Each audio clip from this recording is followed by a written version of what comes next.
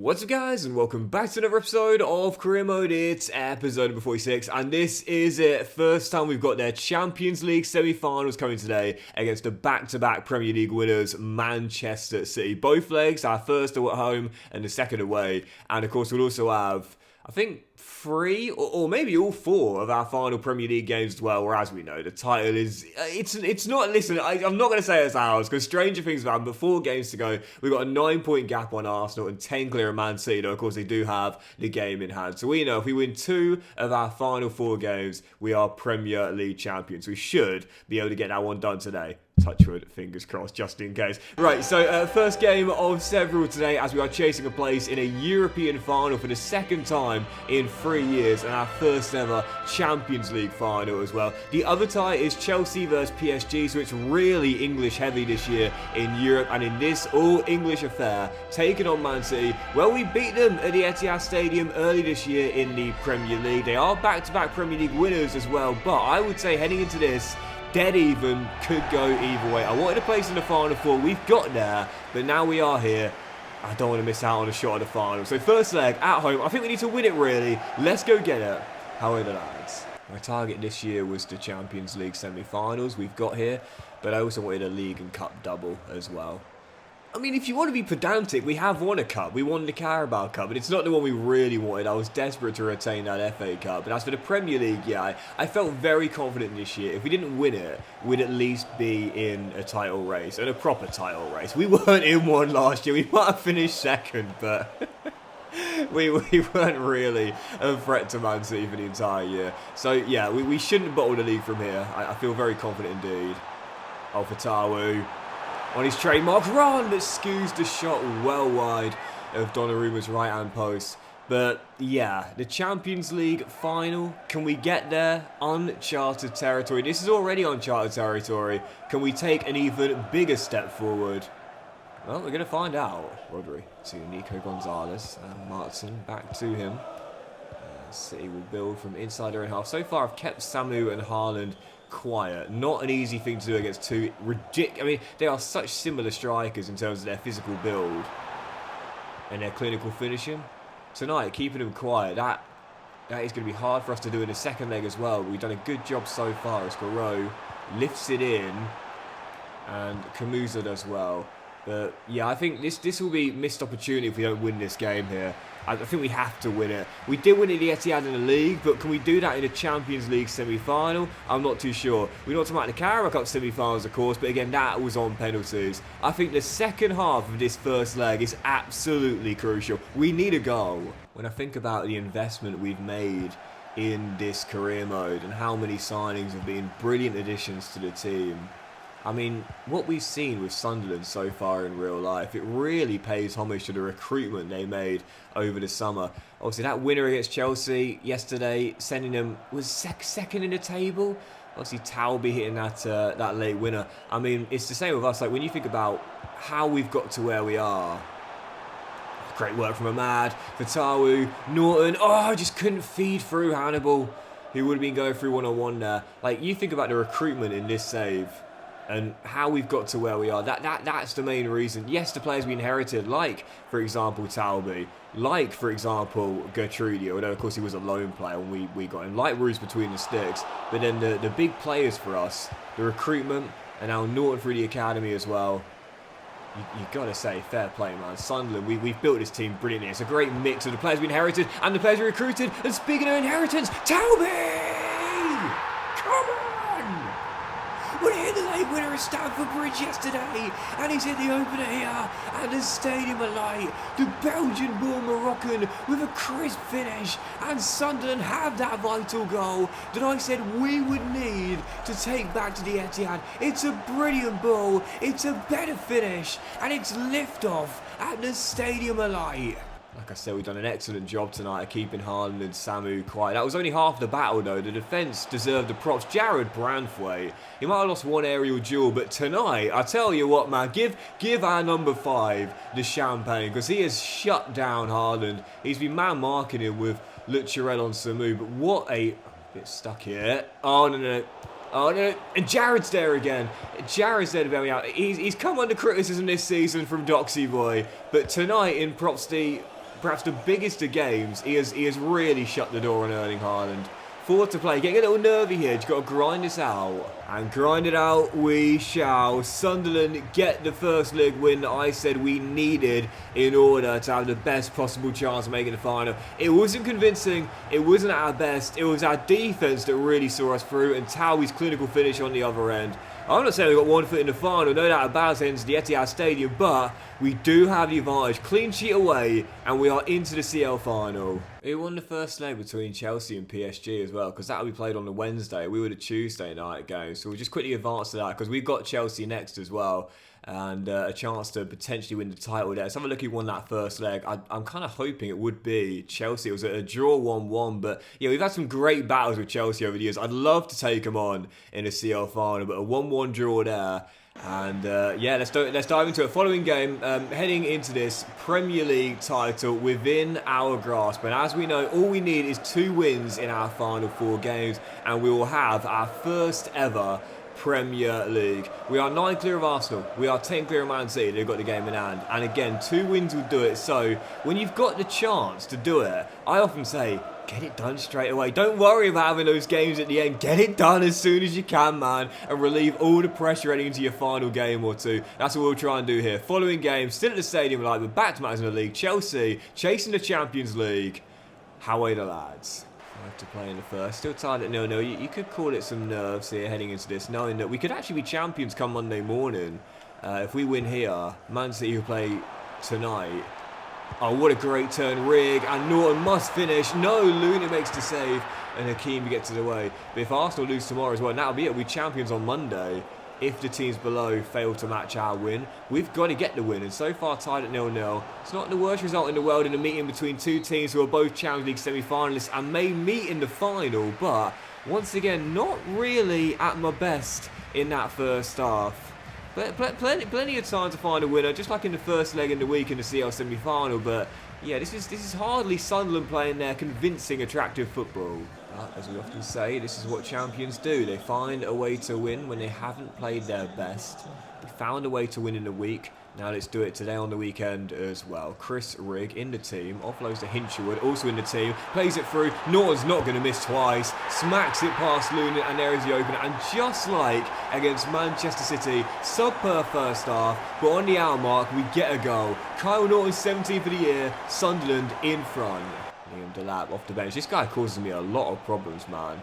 As he rolls it out wide to Zolis, I really struggle against him. There's Chelsea's number 9. Involved in the build-up for a late leveller. Yildiz bends it home. Chelsea equalise.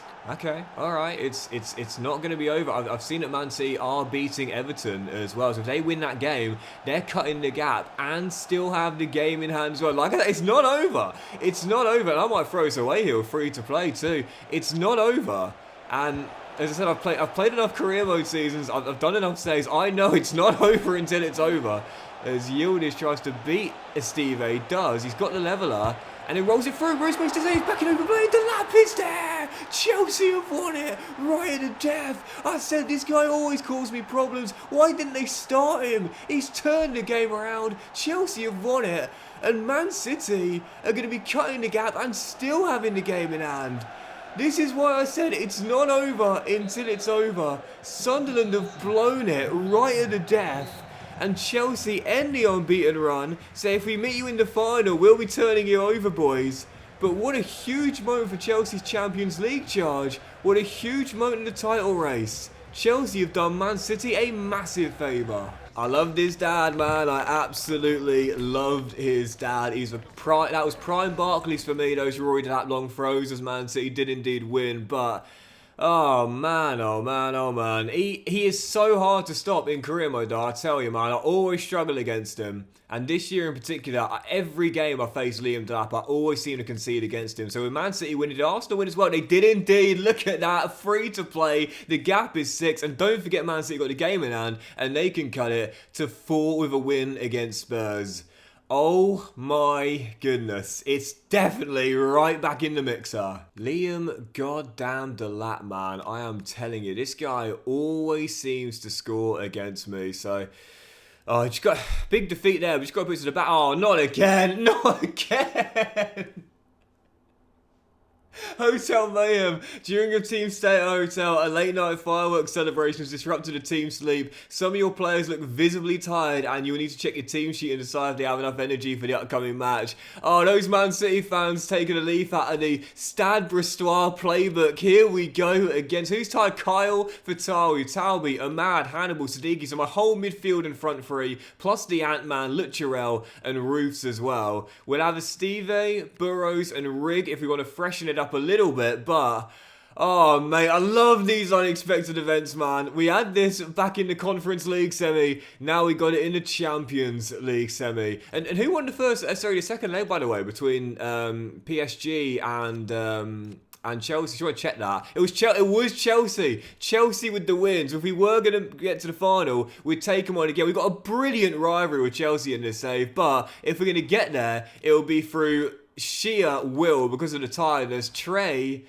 says he... What? Oh, it's Jack Hinchwood. Sorry. I was like, hang on, that's not... What do you mean? What are you talking about, mate? One thing missing a game now and then you're my captain. I was going to get the one player conversation. But he says he's tired. We'll try and lead by example. And mate, I need you. I need you for this match. The Champions League semi-final second leg. This is how champions are made. We've been talking about it throughout the course to say, boys, I need you here. Second leg, Champions League semi-final. Man City away at the Etihad Stadium. Tired, exhausted, on the back of a big loss to Chelsea, and maybe Sunderland going to absolutely throw everything away right at the final stages of the season. Second leg, we hold a 1-goal lead. A clean sheet is not, we're through, but with very, very tired legs, we'll be very lucky to get a goal and shut Man City's lethal attack out as well. Here we go, second leg at the Etihad. How are the tired Black Cats? I don't know why Trey was complaining as well, because he's not one of the players that was affected by it. He's fully energised for the game. But the changes I've made are Rig in for Ahmad. And Ahmad, haven't even got him on the bench. I put my Ender on the bench instead. Because we've got enough players that can interchange and go into that CAM role. So I might as well give Ahmad the full night off. And we'll have him fully fit for the weekend Premier League game, which is a lot more important now on the back of that defeat to Chelsea. And I've also put in Burrows for Guerreau at left back. Didn't want to make that change, obviously due to Guerreau being such an instrumental part of our flanks, especially with his involvement with Talby on the wing. But yeah, needs must. He's on the bench though, just in case I need him. But anyway, I love that feature. It's brilliant. You know, we said before with EA, we'll praise them when they deserve it, we'll criticise them when they deserve it. That deserves praise. The unexpected events feature is really, really cool. Hannibal, you've got space on, shoot! Oh, Donnarumma flying to his right, turns it behind. If we score tonight, we get the first goal, tired legs or not, I'd feel very confident of making the final. Good start. Let's see if we can get that breakthrough. I assume we've got another chance to whip one in, son. It's a dangerous delivery! And oh, Gonzalez at the far post just beats his man in the air. And City will clear. There's definitely a goal in this first half. It's got that feel to it. Half an hour to play. It's not been a classic of a game, and tired legs or not, we've held off Man City really well. It's great tracking back from Rig in the team tonight, and to be fair, with Haaland having to be replaced, Samu's been kept quiet as well. I've got to say, compliment the back line in these ties, man, because we're dealing with two of the most deadly physical strikers you can deal with in career mode, and Branthwaite and Lucharel have had stormers. Oh, Norton was right there! Okay, it's fine. I went the wrong way, man. I was going far post towards Talby. Norton was actually right there, slipping through. He's one-on-one. Calm it down. It's fine. Like I said, we don't need to score tonight. But those are the missed opportunities, man. Norton was right there. Commander off the bench, denied by Roos, but a rebound off the post by Rodri, but the flag was up for offside. It wouldn't have counted anyway. Not that we were knowing that. And it's still goalless with 17 to play. It's all or nothing for Man City now. They've got to come forward and attack. And that's going to lead them a bit exposed at the back. So I say contain, hold, and then once we get the ball back, go for a quick breakaway dagger. Yep, here they come. Samu on the ball. And look at the blue shirt storming down the left. And now Rodri also comes forward for an attack as well. Samu very deep here as the forward rolls it through. Brian just plays the 1-2 with him. It's a good tackle by Lucharel. And this is what I mean now. There's 5 blue shirts that have been brought forward for that attack. Rig skips round Martin.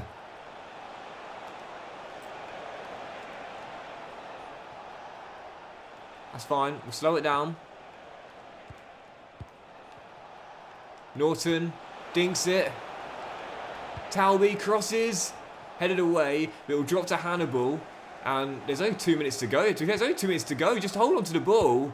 Oh, what a ball! Norton for the win! Sunderland are heading to the Champions League final. Kyle hits the dagger. We're running up the touchline like Mourinho in 2004 because Sunderland are heading to their first ever Champions League final. And it's the local lad, the academy boy, that hit the dagger into Manchester City. But what a ball from Hannibal. He's a big game player, this lad. He hit the winner in the FA Cup final, and now he's just played a risky but brilliant through ball into Kyle, who wraps it up. Tired, fatigued, but mental warriors, Sunderland are in to the Champions League final.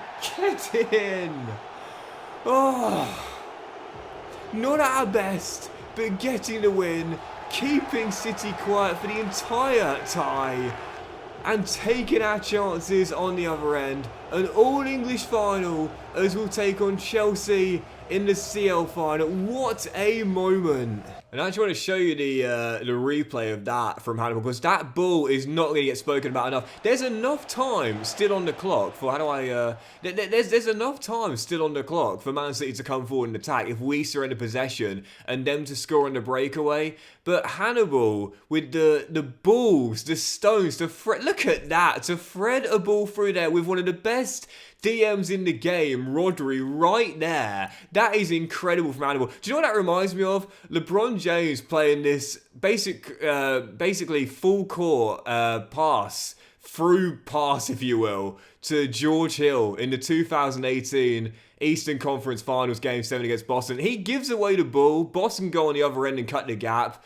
But instead, it goes to George Hill, hits the layup, and after that, it's almost game at that point there. But for this moment, it's the same with Hannibal. If that pass gets intercepted there, then City are through on the breakaway. City are through on the breakaway. They're going to charge everything at our tired legs and maybe hit the leveller and force extra time. That is incredible from Hannibal. What a moment. Doxy boy with the basketball reference, man. Oh, wasn't life just way better back in 2018, 2017, 2016? Wasn't life just way better? But yeah, I remember that very clear. I still remember that. That is one of LeBron's most unspoken about clutch plays, you know, because it didn't feel like it at the time. But when you reflect on it, when you reflect on what that meant, oh, it's going to be the Allianz, cool. It was so important and pivotal for them to basically close out that series. It was an amazing series as well. Oh dear. Right, we've got to win the Premier League now. Come on. CL final. We've got to win the Premier League though now. It's not over yet. As you can see, table remains the same heading into the final 3 games. And of course, Man City do have the game in hand. So heading into this one here. Heading into this one here, we've got Brighton away. At the same time, actually earlier today, Man City travelled to Spurs and Arsenal travelled to Molineux as well. But as we know, we do our job. We are Premier League champions, man. We've given the chasers a chance to get back in it on the back of the loss to Chelsea, but do our jobs, we'll be Premier League champions. A win here away against Brighton, and we'll be 1 win away from the title. Let's go and get the job done. Brighton on the south coast. How are the lads? Hannibal is clutch, man, I'm telling you. Like, he's a big game player. You know, we lost Wharton and Diarra in the space of 6 months. That's 2 of the big 3 in the midfield gone. We replaced them with Ahmad and Hannibal. Have they been as good? I mean, that's debatable. That's debatable. You know, Diarra was assist title winner with how many did he get in the end? I can't remember now. But Diarra assist title winner, and as for Wharton, well, highest rated player, speaks for itself. You don't get a move to Real Madrid like that unless you've been consistently brilliant. Have they been as good? I'm not sure, but they've been up there. There's no doubt about that. About as good as I could have asked for as a replacement for 2 of the 3 stars in the team. But, oh my goodness gracious me. Marcano! But not the Marcano we're thinking of. Ignacio Marcano. The villain Marcano. Brighton in front. I need to look up that Marcano guy after the game. I want to see, is he Paraguayan? Surely not. The villain Marcano, surely not. What a lovely ball, Lucharel. But what I really need to do is concentrate, because we're still... Oh, great ball. Fatawu dinks it, and David in the team, justifies the selection, drills in the equaliser, but we got to turn this game on its head, man. First in the Premier League for David this season, but 1-1, we need a winner. 1.5 minute of normal time to play. Is there going to be a late winner for Sunderland? Rig, ball, Norton for the finish, for the win! Sunderland have done it again!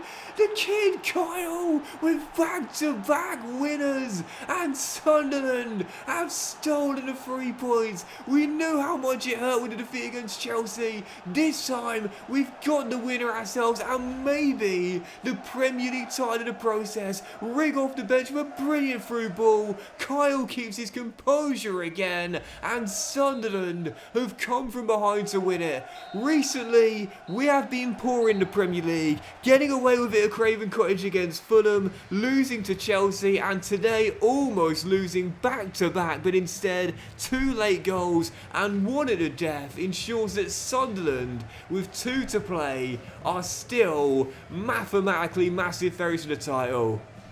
Oh, get in! Heading into those final few minutes, I made a change. I brought on Talby and I took off Promise David. I said, Kyle, you might have started off as a left winger, but you're not a left winger anymore, man. I've been playing out of position today. Where's the Man City? I thought they were playing at the same time as us. Well, Arsenal won, so it's not over yet anyway. But I put him back up top where he is at his best, as we know.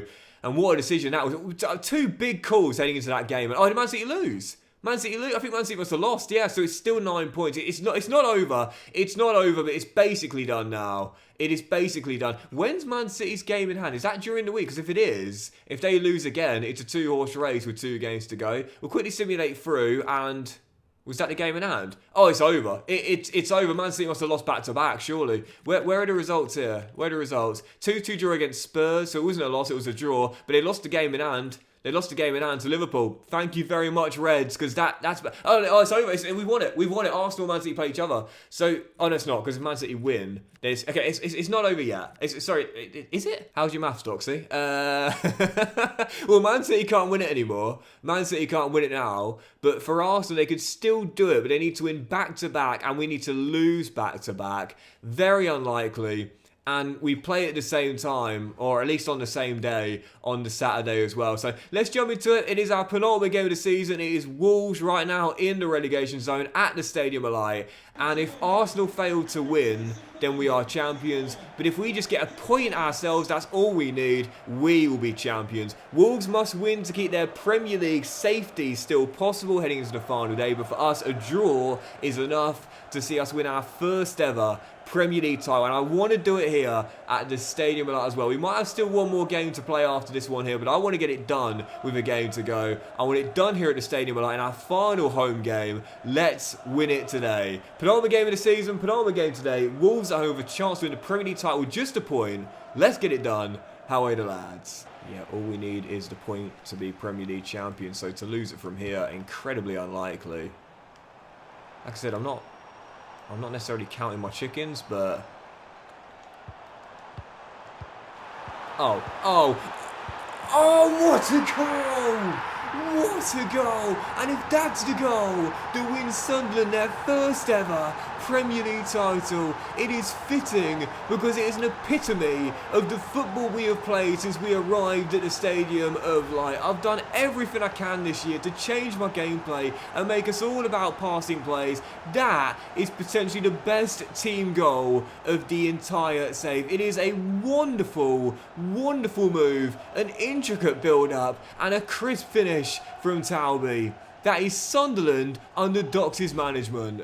We're about to hear the cheers and get the party started because that is that. All we needed to do today was get the draw. Instead, we get the win. And EA still needs to fix these crowd reactions, but I'll just imagine they're in disbelief and shock because for the first time in club history, Sunderland have won the Premier League. It's a goal, it's fitting of the football we have played since we arrived at the Stadium of Light, and we do it with a game to spare. We are into the Champions League final for the first time in club history, so we can't celebrate too hard. We can still at least enjoy the moment. Sunderland have won the Premier League.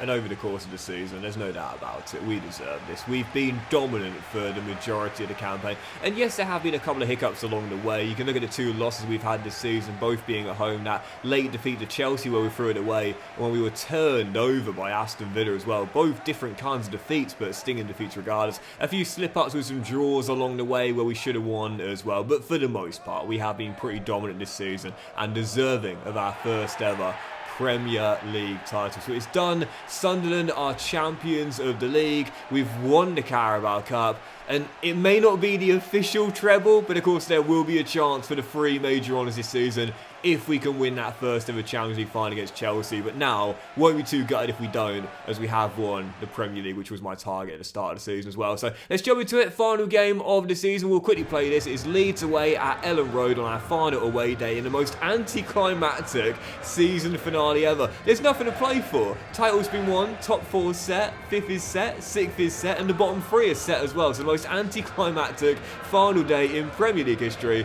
I'll probably throw out a backup side, as we can't even win a golden boot with Kyle either. So yeah, final game, Leeds away. How are the lads? I was still buzzing off of that team goal, man. That was absolutely unbelievable. I don't even know if it's going to make the goal of the season compilation though, as Leeds are through for a very early opener via Noah Okafor. But that just goes to show you how that the GOTS compilation this year is going to be fantastic, man. I'm looking forward to making it in what will now be the next episode as the season finale. But team goals just don't really look good in a goal of the season compilation. As amazing as they are, it's just because there's no like bang, you know, like amazing strike from range or like this style. But they're still so wonderful when executed.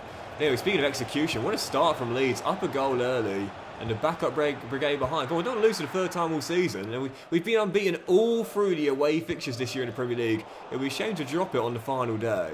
Still, the most important thing today was making sure none of our players would get injured for the Champions League final. Now, of course, it was very unlikely anyway due to EA's new anti-injury feature that how did that not go in? No one requested or wanted. No one gets injured now in career mode, as we know, despite the slide spin. What is it now? I think we've bumped up to 95, haven't we, for frequency? It's just stupid, isn't it? Like, EA, come on, man. You've made some great change to this game, but that is not a good one. We need the injuries back, man. It's far more realistic. But anyway, second half to go, down a goal. You don't want to go into a Champions League final on the back of a loss. Come on, boys. Yeah, it's worth pointing out, we might have won the Premier League now and be in the CL final, but we've hardly been playing very well in this recent run. We had a loss to Chelsea. We only scraped through against Man City in the semis in that second leg, and as Watson slits through Harrison Burrows, we had to come from behind to beat Brighton late on as well. It's not been Sunderland at their best, as promised. David does fire in the leveller here though.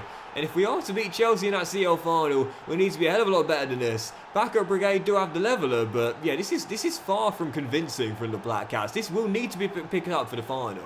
Well, a pretty disappointing slip up on the final day in the end, ending our winning run after 3 in all competitions. But to be fair, it does mean after David's leveller, we do finish the season with an unbeaten away record in the Premier League for the first time, I think, ever. I don't think I've ever done that before. If I have done it, it wasn't for a long time. But yeah, unbeaten away record this season, pivotal to our success. As Premier League champions, as you'll see the final league table here, by 6 points clear of Arsenal as we win our first in club history, with the best defensive record by some distance, only 22 goals conceded, as always. So pivotal to our success as it was this season as well. And a 6-point gap over Arsenal and a 9 gap clear of Man City, who finished 3rd for our first ever title, which we definitely deserved as well. We had some hiccups this season. We had a couple of disappointing slip-ups. The loss to Chelsea late in today's episode, that thrashing by Aston Villa. But for the most part, this wasn't a plucky title win. This was a deserved win. We were the best team this season and thoroughly deserved the title. Yeah, I'm always happy to admit there have been occasions where I've won something and been very lucky to win it. I don't think this Premier League season is applicable there. I definitely think we were the best team